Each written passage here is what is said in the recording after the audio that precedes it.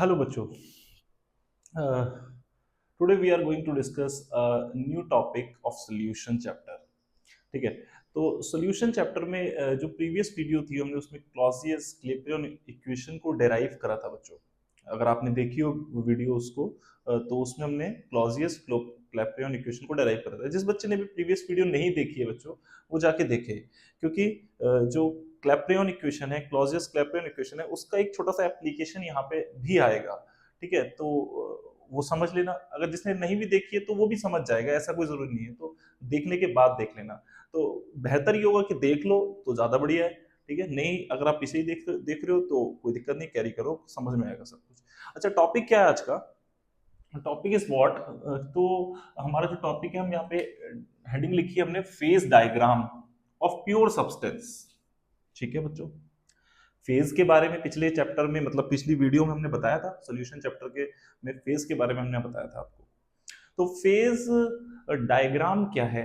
अच्छा बच्चों, phase generally हम बात करें कि जनरल फेज डायग्राम की बात करें तो सॉलिड, लिक्विड, गैस, तीन फेज की बात कर रहे हैं। उसके रिगार्डिंग हमें पढ़ना क्या है इस डायग्राम में? एक्चुअल में क्वेश्चन ज्यादा भारी नहीं आता है इससे। फेज डायग्राम बस आपको पता होना चाहिए कि कौन सी चीज कहाँ पे होती है, और बॉइलिंग पॉइंट कहाँ पे दिखाना होता है, नॉर्मल बॉइलिंग पॉइंट कहाँ पे दिखाना होता है, क्रिटिकल प्रेशर कहाँ पे दिखाना होता है, क्रिटिकल टेम्परेचर कहाँ पे दिखाना होता है, सुपर मतलब जो फ्लूइड होते हैं वो कहाँ पे एग्जिस्ट करते हैं। ठीक है। इक्विलिब्रियम कौन कौन सी होती हैं, ये सारी चीजें फेज डायग्राम के अंदर हम शो करेंगे। ठीक है। तो फेज डायग्राम एक्चुअल में क्या है, पहले ये जो थ्योरी लिखी है इसके बेसिस पर आप इसे नोट करो, और नोट करके मतलब पहले समझ लो, फिर उसके बाद नोट करना। फेज डायग्राम की डेफिनेशन क्या है? फेज डायग्राम एक ग्राफ है, मतलब एक कर्व है। ठीक। और किस किस के बीच में खींचा जाता है फेज डायग्राम? फेज डायग्राम खींचा जाता है बच्चों, it is a pressure temperature diagram. It is a pressure temperature diagram. सबसे इंपॉर्टेंट बात है, कभी कभी ऐसी पूछ देता है कि फेज डायग्राम किस किस के बीच में खींचा जाता है जनरली, तो मेंस में क्वेश्चन बन सकता है, प्रेशर टेम्परेचर डायग्राम है ये। ठीक है। टेम्परेचर प्रेशर या pressure temperature diagram. Okay. Which help us to predict और फाइंड स्टेबल फेज। मतलब हम उसमें देखते हैं, उस डायग्राम को अगर हमारे दिमाग में होता है तो हम ये देखते हैं कि कौन सा फेज स्टेबल है, कहाँ स्टेबल है। ठीक है। Of a substance eight given pressure and temperature. एक गिवन प्रेशर और टेम्परेचर पर उसकी मतलब हम स्टेबिलिटी ऑफ फेज देखते हैं डायग्राम के अंदर, स्टेबल फेज देखते हैं। तो इंपॉर्टेंट लाइन क्या है, ये लाइन जो है वो भी इंपॉर्टेंट है। प्रेशर और टेम्परेचर के बीच में जो डायग्राम होता है वो फेज डायग्राम होता है। स्टेबल फेज देखने के लिए हम यूज करते हैं इसे। ओके। ये बेसिक सी डेफिनेशन है, कोई दिक्कत नहीं है इसमें। सिंपल बताया है अभी कि फेज डायग्राम किस किस के बीच में होता है, प्रेशर एंड टेम्परेचर के बीच में होता है। Very good. अच्छा, यहाँ पे एक वर्ड लिखा है फेज बाउंड्री, क्योंकि फेज बाउंड्री उसके अंदर आएगी, दो फेजेस को सेपरेट करने वाली बाउंड्री, जैसे सॉलिड लिक्विड, उसके बीच में कौन सी बाउंड्री है, लिक्विड गैस, ठीक है, उसके बीच में कौन सी बाउंड्री है। तो फेज बाउंड्री किसे बोलते हैं? दो फेजेस इक्विलिब्रियम को सेपरेट करने वाली सॉलिड लाइन को हम फेज बाउंड्री बोलते हैं। ठीक है, सॉलिड लाइन। ठीक। तो यहाँ पे क्या लिखा है बच्चों? Phase boundary is what? A solid line in phase diagram which separate two phase, कितने फेज? टू फेसेस को सेपरेट करती है at phase boundary. Phase boundary उसे बोलते हैं। Two phases are in equilibrium. One of the important point, दोनों phase क्या होने चाहिए? इक्विलिब्रियम में होने चाहिए।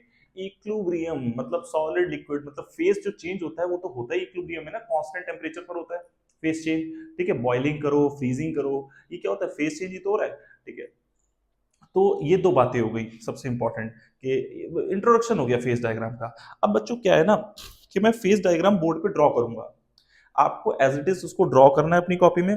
जो जो पॉइंट्स हैं इसमें ज्यादा समझना नहीं है, हमें बस इतना ही इस वीडियो के अंदर बताना है कि फेज डायग्राम दिखता कैसे है, कौन सी चीज कौन से प्लेस पर होती है, कौन कौन से पॉइंट्स होते हैं, जैसे क्रिटिकल टेम्परेचर, क्रिटिकल प्रेशर, ये सबको समझना है। ओके। ओके। ट्रिपल पॉइंट को समझना है, ट्रिपल पॉइंट क्या होता है ना, उसके बारे में। तो मैं फेज डायग्राम को बोर्ड पे ड्रॉ करता हूँ, बस इसमें ये वीडियो बस एक सेक ऑफ नॉलेज है। इससे क्वेश्चन अगर बनेगा ना, तो आपको फेज डायग्राम अगर दिमाग में है तो जो पूछा जाएगा उसका आंसर आप इजीली कर पाओगे। तो इसको ध्यान से समझते हैं। ठीक है। तो मैं ड्रॉ करता हूँ बोर्ड पे, उसके बाद समझाता हूँ। ओके बच्चों, तो बोर्ड पे बच्चों आपको एक फेज डायग्राम दिखाई दे रहा है, मैंने ड्रॉ कर दिया है फेज डायग्राम। बस इसको थोड़ा सा आइडिया लेना है, इतना ज्यादा इसमें टेंशन नहीं लेनी है, बस आपको बस ये पता होना चाहिए कि कौन सा पॉइंट कहाँ कहाँ पर है। वो दिमाग में रहेगा ना, तो कहीं जब क्वेश्चन बनता है तो वो बात हम समझ पाते हैं चीजों को। आगे मैं बात करूंगा ना फेज की कि ये रीजन कौन सा है, ये रीजन कौन सा है, तो वहां पर आपको समझ में आना चाहिए। कहने का मतलब क्या है कि जब भी हम डिस्कस करेंगे, कोई ग्राफ बनाएंगे, तो आपके दिमाग में एटलीस्ट ये तो होगा फेज डायग्राम ऐसा होता है, अच्छा इस पॉइंट पर ये होता है, इस पॉइंट पर ये होता है, बस इतना ही जानना है, ज्यादा नहीं जानना है, मैं भी उतना ही बताऊंगा। क्लियर? ओके। तो ये फेज डायग्राम है, एक बार देख लो सब बच्चे। मैंने बहुत मतलब इतनी ड्राइंग तो अच्छी नहीं है, लेकिन फिर भी कोशिश करिए कि ठीक ठाक बना दिया जाए। ठीक है, वेरी गुड। तो अब इसमें देखो बच्चों, आपको एक तरीके से मैं थोड़ा थोड़ा समझाने की कोशिश करता हूँ।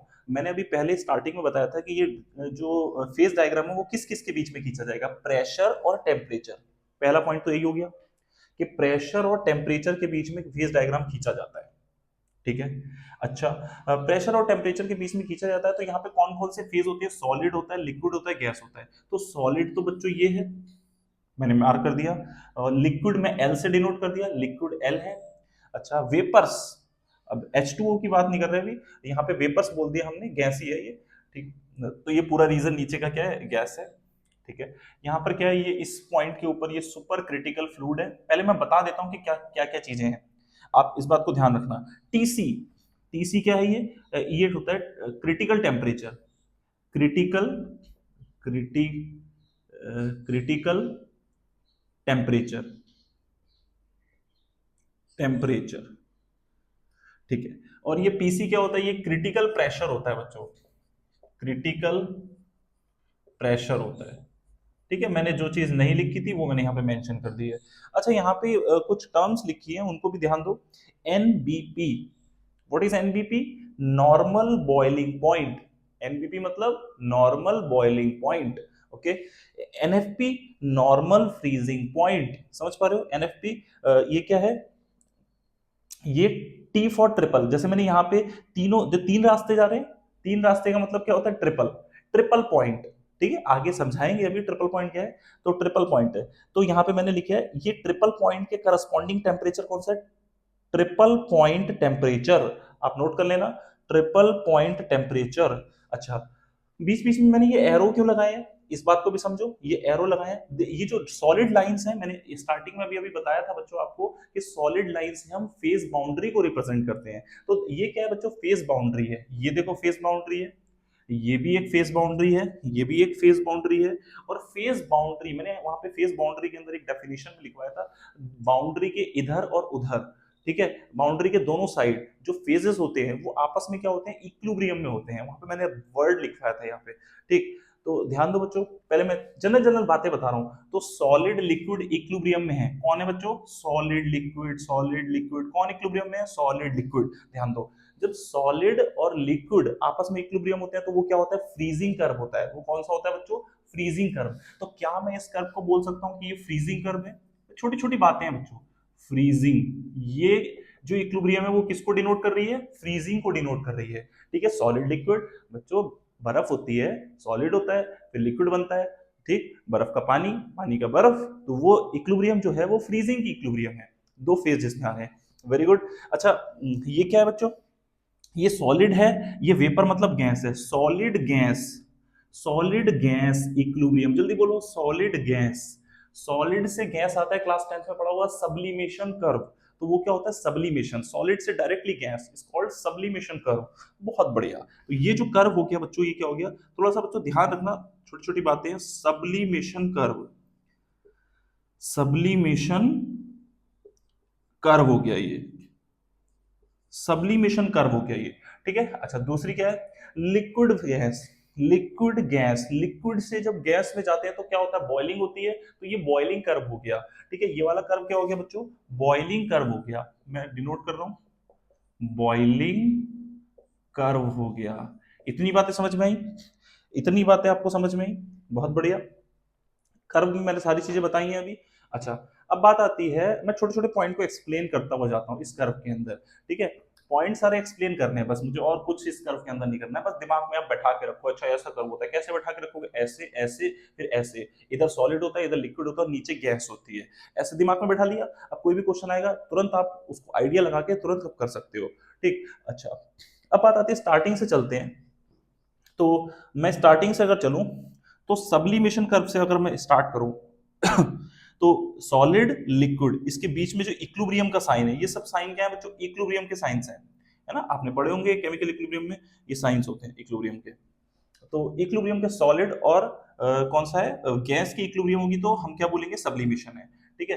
अब इस पॉइंट पे आके मिल जाएगा, इस पॉइंट पे फिर ये दूसरी इक्विलिब्रियम आ जाएगी, लिक्विड पे गैस की आ जाएगी, फिर यही। तो इस पॉइंट पे तीनों रास्ते जा रहे हैं, इन पॉइंट पे तीनों रास्ते हैं। मतलब इस पॉइंट पे एक्चुअल में होगा क्या?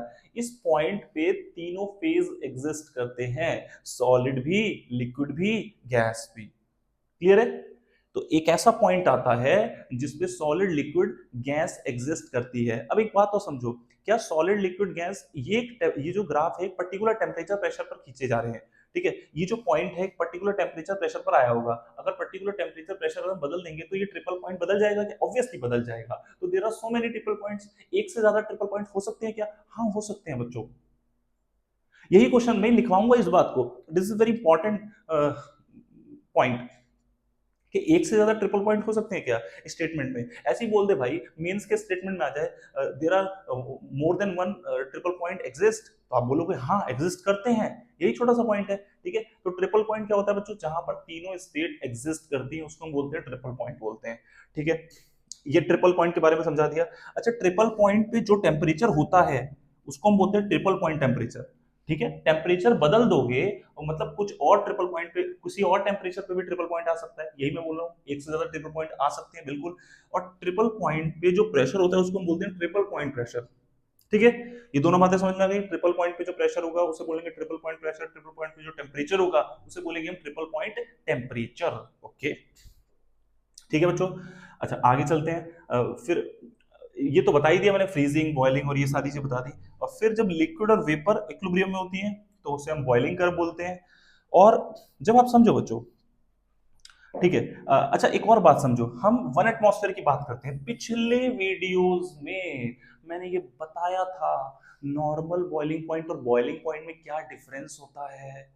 अगर वन एटमॉस्फेयर एक्सटर्नल प्रेशर की बात करते हैं तो उस पॉइंट को बोलते हैं नॉर्मल बॉइलिंग पॉइंट। अगर वन एटमॉस्फेयर के अलावा प्रेशर को बदल दिया जाए, एक्सटर्नल प्रेशर को, तो वो होता है बॉइलिंग पॉइंट। और ये भी बताया था बच्चों कि बॉइलिंग पॉइंट्स इनफाइनाइट हो सकते हैं लेकिन नॉर्मल बॉइलिंग पॉइंट एक ही होता है, और नॉर्मल फ्रीजिंग पॉइंट भी क्या होगा? एक ही होगा। ये बात बिल्कुल क्लियर हो जानी चाहिए बच्चों, क्रिस्टल क्लियर हो जानी चाहिए। क्लियर? अच्छा, तो यहीं पे देखो, अगर हम वन एटमॉस्फेयर की कंडीशन लें, वन एटमॉस्फेयर की कंडीशन ले तो इस पॉइंट पे जो ये पॉइंट आया है वहां पे मैंने नीचे तक लाइन लेके गया हूं, तो ये जो पॉइंट आया ये नॉर्मल फ्रीजिंग पॉइंट पे पॉइंट आया है। ठीक है। अच्छा, फ्रीजिंग पॉइंट क्यों है? क्योंकि कर्व फ्रीजिंग का है। जब कर्व फ्रीजिंग का है तो फ्रीजिंग पॉइंट ही तो आएगा नॉर्मल वाला। नॉर्मल फ्रीजिंग पॉइंट है। इस लाइन को आगे बढ़ाएं, इस लाइन को आगे जब बढ़ाया वन एटमॉस्फेयर की लाइन को, तो ये टच कहां पे करा? ये वाला पॉइंट कहां टच करा? बॉइलिंग कर्व पे। तो इस बॉइलिंग कर्व पे जो टेम्परेचर होगा वो नॉर्मल बॉइलिंग पॉइंट होगा। ठीक है। तो वन एटमॉस्फेयर में मैंने दोनों चीज डिफाइन कर दी। वन एटमॉस्फेयर पे जो फ्रीजिंग कर्व के रिगार्डिंग टेम्परेचर होगा उसे बोलेंगे normal freezing point. And one atmosphere पे जो बॉइलिंग कर्व के रिगार्डिंग टेम्परेचर होगा उसे बोलेंगे नॉर्मल बॉइलिंग पॉइंट। ये दो टर्म भी एक्सप्लेन हो गई। ठीक है। ये चीज मैं पिछली वीडियो में बता चुका था। ओके, ठीक है। अच्छा, ये वाली टर्म भी एक्सप्लेन कर दी, ये वाली टर्म भी एक्सप्लेन कर दी। ओके, ट्रिपल पॉइंट टेम्परेचर भी एक्सप्लेन कर दिया। ठीक। अब क्या है? अब आप देखो बच्चों, जब आप फेस ट्रांजिशन हो रहा होता है, मतलब फेस चेंज हो रहा होता है वेपर से, अब वेपर है ये, वेपर। अच्छा, प्रेशर बढ़ता जा रहा है, ध्यान से देखो। प्रेशर जब बढ़ता है, जब प्रेशर बढ़ता है तो हम बोलते हैं कि कंडेंसेशन होता है वेपर्स का। ठीक है। तो अब जरा देखो कि जब आप बॉइलिंग करते गए, बॉइलिंग करते गए, ठीक, तो वहां पर एक पॉइंट आएगा। अब उससे एक्सट्रीम पे पूरी स्टेट चेंज हो जाएगी। पूरी स्टेट चेंज हो जाएगी तो इधर साइड सब लोअर प्रेशर पे क्या रहेगी? गैस, और हायर प्रेशर पे क्या लेगा? फ्लूइड। ठीक है। अच्छा, टेम्परेचर मतलब प्रेशर बहुत ज्यादा हो जाएगा तो सारा का सारा जो लिक्विड है, सॉरी, सारा का सारा जो गैस होती है वो कंप्रेस होके किसमें बदल जाएगी? फ्लूइड में। ध्यान समझना इस पॉइंट को, मैं ये दो पॉइंट समझा रहा हूँ। सुपर क्रिटिकल फ्लूइड बता रहा हूँ मैं, सुपर क्रिटिकल फ्लूइड पे आने वाला हूं मैं। ठीक, तो मैं ये बताना चाह रहा हूं बच्चों, जब आप प्रेशर को बढ़ाते चले जाओगे, बढ़ाते चले जाओगे, बढ़ाते चले जाओगे, ठीक। और ठीक है, और टेम्परेचर को कम करोगे। ठीक, तो टेम्परेचर की बात अभी कर नहीं रहे, वैसे मैंने बोल दिया। तो प्रेशर को बढ़ा रहे हो तो सारा का सारा वेपर्स जो है कंडेंस होती जा रही है। तो एक पॉइंट आएगा कि मतलब वो जो कंडेंस्ड वेपर होंगी वो पूरी की पूरी फ्लूइड बन जाएगा, तो हम बोलेंगे वहां पे इस पॉइंट से ऊपर की जो बात होगी वो सुपर क्रिटिकल फ्लूइड होगा। अच्छा, ये जिस पॉइंट से ऊपर सुपर क्रिटिकल फ्लूइड आएगा उस पॉइंट को क्या बोलेंगे? क्रिटिकल टेम्परेचर बोलेंगे। उस पॉइंट पे जो टेम्परेचर होगा वो क्रिटिकल टेम्परेचर होगा। मतलब क्रिटिकल टेम्परेचर के ऊपर पूरा का पूरा जो फ्लूइड होगा उसको हम क्या बोलेंगे? सुपर क्रिटिकल फ्लूइड बोलेंगे। और इसी पॉइंट के रिगार्डिंग जो प्रेशर होगा उसे हम बोलेंगे क्रिटिकल प्रेशर। ठीक। तो क्रिटिकल प्रेशर एक ऐसा प्रेशर है जिसके नीचे गैस होगी। देखो ये प्रेशर है। अब ध्यान से समझ लो, ये बड़े इंपॉर्टेंट गैसेस स्टेट के कांसेप्ट्स आ जाते हैं यहाँ पे। गैसेस स्टेट में हम क्रिटिकल प्रेशर क्रिटिकल टेम्परेचर को डिफाइन करते हैं। ठीक है, गैसेस स्टेट पढ़ाएंगे, बिल्कुल पढ़ाएंगे। फिजिकल केमिस्ट्री बड़ा स्टिंग बहुत बढ़िया करके पढ़ानी है यहाँ पे इस चैनल पे। तो अच्छा बच्चों, ये लाइन है हमारी किसकी? प्रेशर की लाइन है, बोलो। ये प्रेशर की लाइन है। अब ये अपना पॉइंट आ गया क्या? ये पॉइंट आ गया, ये क्रिटिकल प्रेशर की पॉइंट है। अब इस प्रेशर से नीचे क्या है? गैस। इस प्रेशर से ऊपर क्या है? लिक्विड। देखो बच्चों, इस प्रेशर से ऊपर क्या है? लिक्विड है। ठीक, और इस रीजन में सुपर क्रिटिकल फ्लूइड आ गया। मतलब इस प्रेशर से नीचे क्या है? गैस, और इस प्रेशर से ऊपर क्या है? लिक्विड है। ठीक, अच्छा ये, और तो अब टेम्परेचर की लाइन देखो। टेम्परेचर की लाइन जरा ध्यान से देखो। टेम्परेचर की ये वाली लाइन है, ये टेम्परेचर की लाइन है। तो इस क्रिटिकल टेम्परेचर से इधर इधर साइड क्या है? लिक्विड है। इधर साइड लिक्विड है। ठीक है, क्रिटिकल टेम्परेचर। अब इधर साइड क्या है बच्चों? गैस है। तो लिक्विड गैस की इक्विलिब्रियम पे रिगार्डिंग जैसे हम क्रिटिकल प्रेशर को डिफाइन कर रहे हैं उसी तरीके से हमने क्रिटिकल टेम्परेचर को भी डिफाइन कर दिया। क्लियर है? Very good.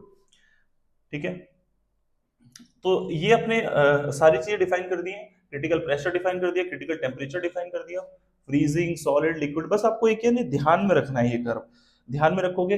अब ध्यान में कैसे रखना है यार? सिंपल है कि आपको ने बस ऐसे ही माइंड में बना लेना है कि ऐसे करके ऐसे जा रहा है। ठीक, और इधर सॉलिड आता है, इधर लिक्विड आता है, इधर वेपर्स आती हैं।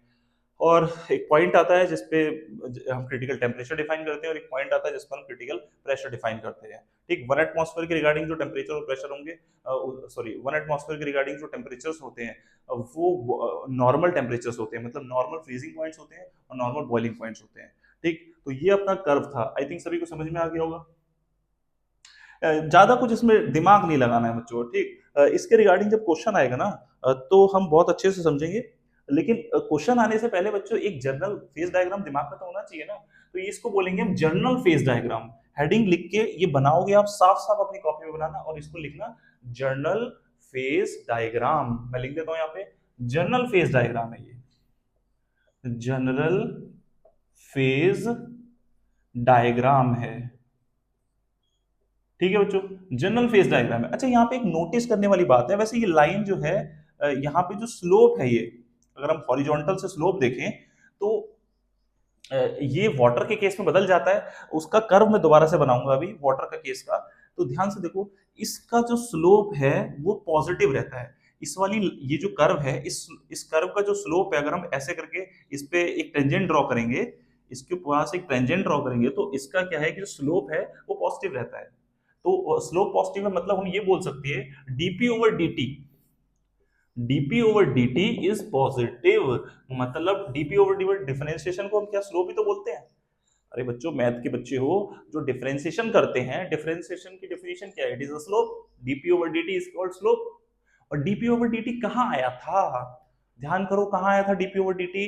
क्लेप्रेयन इक्वेशन में आया था। DP over DT is equal to delta S upon delta V, delta S upon delta V Clapeyron equation थी। तो क्लैपेरॉन इक्वेशन के अंदर जो डीपी अपॉन डीटी आया था, वो स्लोप क्या है? एक फेज डायग्राम का कर्व ही, फेज डायग्राम का स्लोप ही तो है। तो फेज डायग्राम का स्लोप में ये वाला जो स्लोप है होता है इस फ्रीजिंग का स्लोप जो रहता है वो पॉजिटिव रहता है। लेकिन यही फ्रीजिंग का स्लोप वाटर के केस में स्पेशल डायग्राम बनता है तो क्या रहता है? वाटर के केस में नेगेटिव रहता है। इस बात को मैं जस्ट अभी दिखाऊंगा दूसरा फेज डायग्राम बना के। तो वही एक क्वेश्चन है जो एग्जाम में पूछा जा सकता है, स्पेशली वाटर के केस में। जनरली लोग क्या करते हैं, मतलब जनरली बच्चे क्या करते हैं कि नॉर्मली स्लोप को क्या मान लेते हैं? पॉजिटिव रहता है। ठीक है, लेकिन उसके केस में नेगेटिव रहता है। मैं जस्ट उसका डायग्राम बना रहा हूँ। ये डायग्राम आप नोट करो, एक फेज डायग्राम मैंने बता दिया है, दूसरा फेज डायग्राम में जल्दी से ड्रॉ करता हूँ, और ड्रॉ करने के बाद वाटर का केस का फेज डायग्राम ड्रॉ करते हैं। फटाफट से इसे नोट कर लो, दूसरा डायग्राम बनाते हैं। ओके बच्चों, जो हमने अभी अभी फेज डायग्राम बनाया बच्चों, तो उस फेज डायग्राम से रिलेटेड कुछ पॉइंट हैं जो एग्जाम में पूछे जा सकते हैं। मैंने बोल दिया इनको इंपॉर्टेंट पॉइंट्स।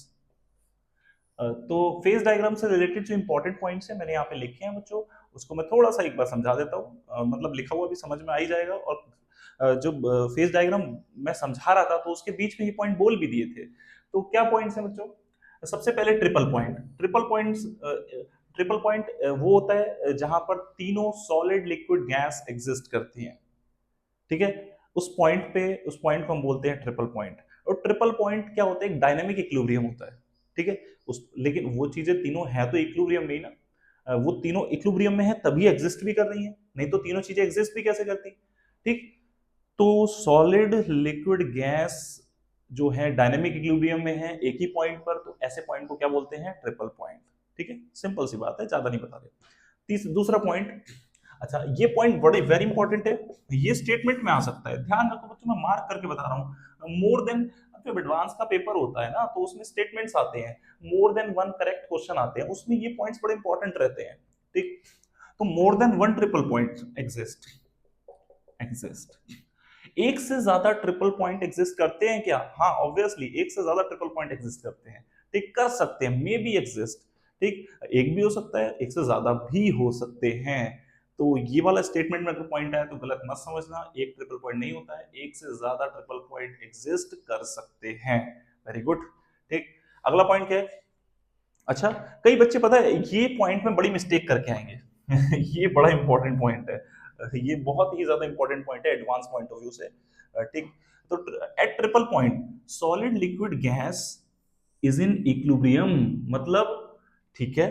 अच्छा अब एक्चुअल मीनिंग समझो बच्चों। अब कई बच्चे पता है क्या करते हैं कि ट्रिपल पॉइंट पे ये कहते हैं कि सॉलिड भी होता है, लिक्विड भी होता है, गैस भी होता है, ठीक है, तीनों स्टेट एग्जिस्ट करती हैं ट्रिपल पॉइंट पे।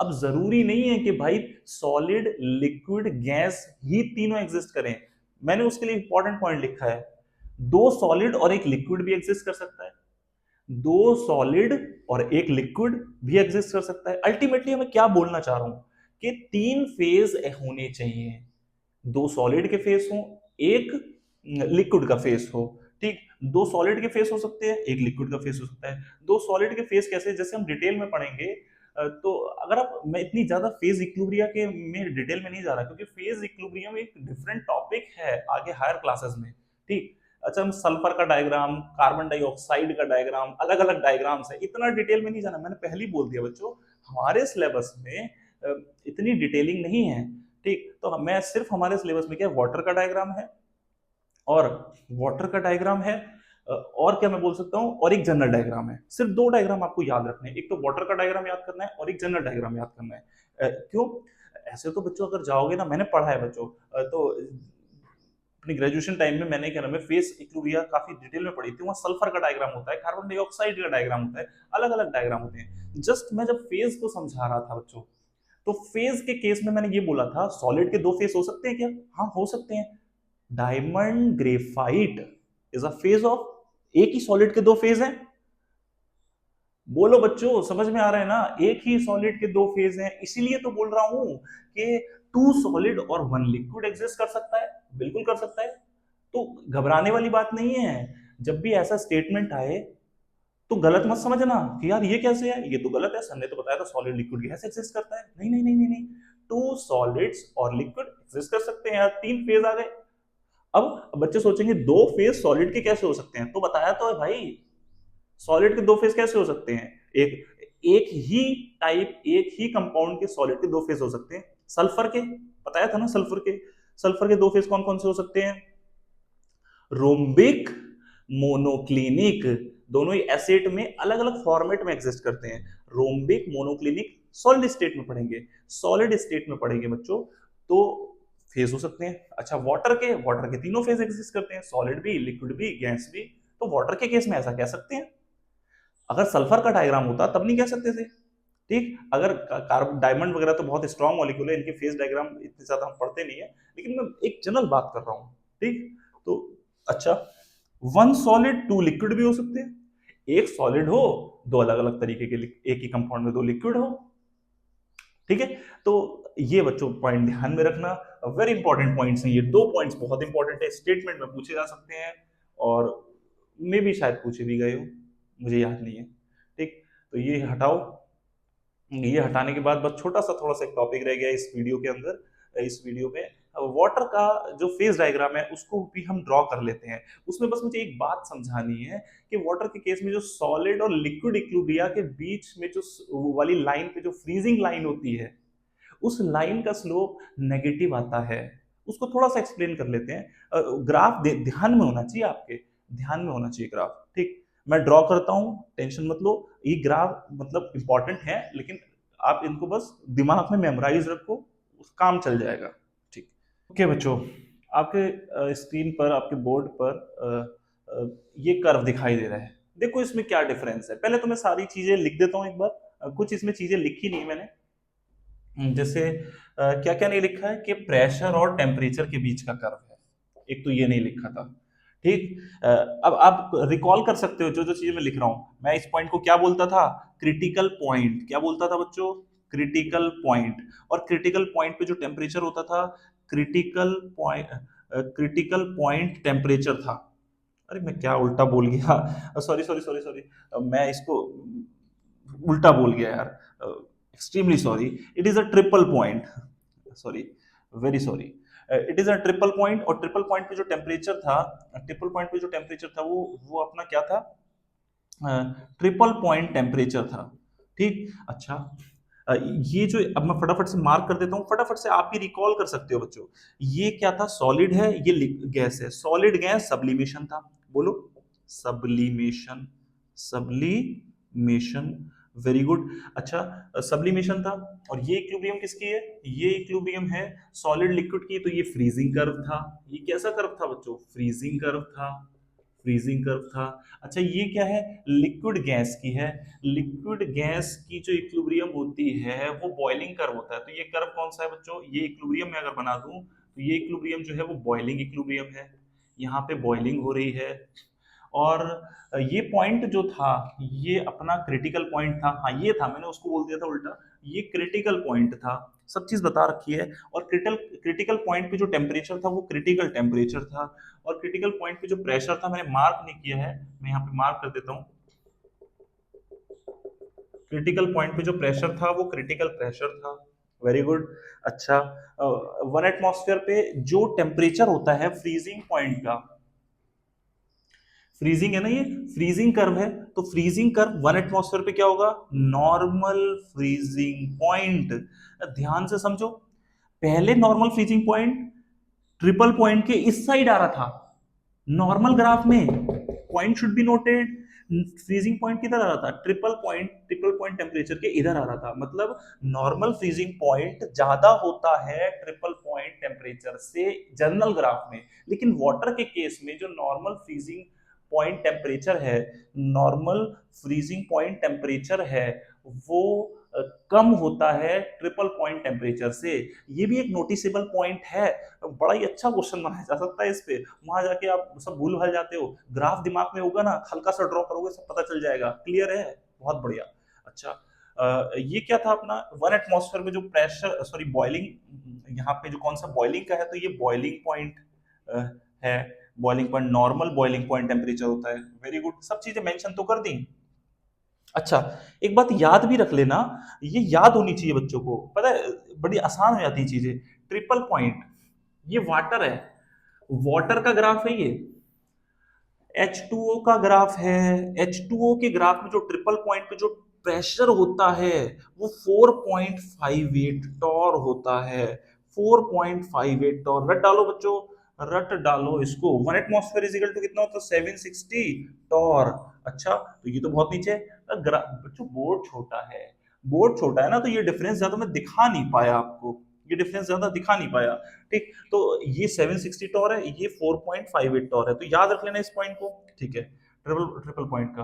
अच्छा, अच्छा, मैं जो समझाना चाह रहा था ना, वो सिर्फ एक पॉइंट समझाना चाहता था, बाकी सब तो सेम ही है इस ग्राफ में, एवरीथिंग इज सेम, सभी कुछ वही चीजें हैं, बस एक पॉइंट आपने नोटिस किया होगा, एक तो ये वाला पॉइंट था, ठीक है, ये भी इतना कुछ खास इंपॉर्टेंट नहीं है। ये ग्राफ देखो, ये ऐसे करके जा रहा था, लेकिन पानी के केस में ऐसे गया है, बोलो, पानी के केस में ऐसे गया है, मतलब इसका जो स्लोप है वो नेगेटिव आएगा, बोलो, स्लोप नेगेटिव है, स्लोप कैसा है, नेगेटिव। ये बहुत ही ज्यादा इंपॉर्टेंट पॉइंट हो जाता है पानी के केस में। कैसे है इसको समझा देते, यहीं पे समझा देते हैं यार इसको। तुम मुझे ये बताओ बच्चों, तुम ये बताओ कि क्लैपेरॉन इक्वेशन आपको मैंने समझाई थी, what is Clapeyron, DP over DT, DP over DT is called delta H vaporisation. अब अरे यार मैं फिर गलत लिख रहा हूँ, अब पता नहीं क्या ही दिमाग में चल रहा है, ठीक है, DP over DT delta S divide by delta V. क्या मैंने ये पढ़ाई थी क्लैपेरॉन इक्वेशन? ओके, तो डेल्टा वी, डेल्टा वी अगर मैं लिक्विड लिक्विड की इक्विलिब्रियम बनाऊं, ये फ्रीजिंग है, फ्रीजिंग है, तो सॉलिड से किस में जा रहा है बच्चों बताओ, ये फ्रीजिंग कर्व के लिए मैं बोल रहा हूँ इक्विलिब्रियम, तो सॉलिड से लिक्विड में जा रहा है, तो मैं क्या लिख सकता हूँ, H2O लिक्विड। मुझे पता है ना आपको, बहुत इंपॉर्टेंट बात चल रही है बच्चों, ध्यान से समझना, बोर्ड पे ध्यान दो बस। अब मुझे बताओ कि जब हम वॉल्यूम लिखते हैं तो RHS माइनस LHS लिखते हैं, तो लिक्विड माइनस सॉलिड लिखूंगा, क्या मैं ऐसे लिख सकता हूँ, delta S divide by V liquid minus V solid, V liquid minus V solid. बहुत ही बढ़िया, ये बात समझ में आ गया। अच्छा बच्चों, आइस के केस में, आइस के केस में, आइस, आइस और वाटर, ठीक है, ये आपको पता होता है, आइस का वॉल्यूम वाटर के वॉल्यूम से ज्यादा होता है because of the hydrogen bonding. पता है ना आपको, आपने 10th क्लास में पढ़ा होगा, ice floats over water, ice floats over water. क्यों? बिकॉज आइस का वॉल्यूम ज्यादा होता है, तो आइस का वॉल्यूम ज्यादा होने से डेंसिटी कम हो जाती है, और डेंसिटी पानी से कम हो जाती है, तो ice floats over water. 10th class का क्वेश्चन है, याद होगा आपको। तो यहां पे हम क्या बोलेंगे, volume of, volume of ice, volume of ice is greater than volume of water. क्या ये बात आपको समझ में आ रही है? आइस का वॉल्यूम वाटर के वॉल्यूम से ज्यादा होता है। अब बहुत ही सिंपल है, ये लिक्विड है, लिक्विड मतलब वाटर, यहां पे लिख देते हैं, ये सॉलिड है, सॉलिड मतलब आइस, और वाटर कम है, ये चीज बच्चों कम है, ये चीज बच्चों ज्यादा है, और कम में से ज्यादा जाएगा तो ये माइनस आएगा, मतलब हम बोल सकते हैं कि DP over DT is equal to negative हो गया। और जब ये नेगेटिव हो गया तो हमने बोला स्लोप नेगेटिव हो गया, और स्लोप नेगेटिव तभी दिखा सकते हैं जब कर्व इधर की तरफ मुड़ता हुआ ऐसे जाएगा, तो जो यहाँ टेंजेंट आएगी उस टेंजेंट पर जो स्लोप होगा वो नेगेटिव स्लोप होगा। आपको समझ में आ रहा है बच्चों? यही पॉइंट समझाना था, फेज डायग्राम ही खत्म हो गए, यही दो फेज डायग्राम थे, ठीक। बहुत अच्छे से इस वीडियो को अगर जिसको नहीं समझ में आया, हो सकता है पहली बार में नहीं समझ में आए, कोई दिक्कत नहीं है, एक बार वीडियोस और एक बार वीडियो दोबारा देखो, वीडियो को दोबारा देखो, दोबारा देखने के बाद ये डायग्राम बिना देखे अपनी कॉपी पे बनाओ, कॉपी पे बनाने के बाद उसे नोट करो, कौन सा कर्व किस चीज का है, कौन सा पॉइंट किस चीज का है, सारे पॉइंट्स नोट करो, और नोट करने के बाद इसको फेयर कर लो, फेयर पे फिर ढंग से बनाओ, और इसका नोट्स बना लो। सारी चीज सिस्टमैटिकली चल रही है, अभी तक जितने भी लेक्चर सीरीज चली है, 1 2 3 4 जितने भी लेक्चर्स आ रहे हैं, सब एक के बाद एक कंसेप्ट से रिलेटेड कंसेप्ट्स हैं, जैसा कि क्लास में चलता है। ये जैसा कि क्लास में नहीं, जैसा कि एडवांस बैच में चलता है, एडवांस बैच में यही पढ़ाया जाता है, और इन्हीं से क्वेश्चन आते हैं एडवांस में। क्लियर हो गया? तो आज की इस वीडियो में मैंने आपको फेज डायग्राम के बारे में पूरी नॉलेज दे दी। हालांकि फेज डायग्राम में सिर्फ डायग्राम्स आपको वाटर का पढ़ना है और एक जनरल डायग्राम पढ़ना है, जो इंपॉर्टेंट पॉइंट्स है मैंने बता दिए। जरा क्विक देखें कि अगर हम ट्रिपल पॉइंट कितने हो सकते हैं, क्या एक ही हो सकता है? नहीं, एक से ज्यादा हो सकते हैं। अच्छा, ट्रिपल पॉइंट पे जो चीजें एग्जिस्ट करती हैं वो क्या एग्जिस्ट करती हैं? वो सॉलिड लिक्विड गैस ही एग्जिस्ट कर सकती है क्या? नहीं, दो सॉलिड भी एग्जिस्ट कर सकते हैं, एक लिक्विड भी एग्जिस्ट कर सकता है, दो सॉलिड और मतलब फेज 3 होने चाहिए, फेज 3 होने चाहिए, 3 फेज की वजह से ही हमारी जो पॉइंट है उसको हम ट्रिपल पॉइंट बोलते हैं। ठीक है बच्चों, ये आपको समझ में आ गया होगा। बहुत बढ़िया बच्चों, ये जो चीजें हैं बहुत इंपॉर्टेंट चीजें हैं। प्लीज बच्चों इस वीडियोस को, इन लेक्चर्स को, हमारी मेहनत को बच्चों आप ज्यादा से ज्यादा फैलाओ। ऐसा कंटेंट यूट्यूब पे बहुत कम ही आपको देखने को मिलेगा जो सीरियल वाइज बिल्कुल फ्री ऑफ कॉस्ट और इस लेवल का कंटेंट डाल रहा हो। ठीक है, यूट्यूब पे कंटेंट चलते हैं यार, मुझे भी पता है, मैं भी देखता हूँ यूट्यूब। तो वही है, मतलब एक क्वेश्चन लिख दिया और फालतू की बकवास और तमाम चीजें मजे ले रहे हैं। ठीक है, अब ये यूट्यूब का जो हमारा जो प्लेटफॉर्म है, एक साल बाद देखना बच्चों, ये बहुत ही जेन्युइन प्लेटफॉर्म निकल के आएगा। और जो बच्चे अभी से जुड़ रहे हैं, जिन बच्चों को तैयारी करनी है, सीरियसली तैयारी करनी है, वो इससे बहुत बेनिफिट उठाएंगे। ठीक, थैंक यू। इस thank you for watching this video.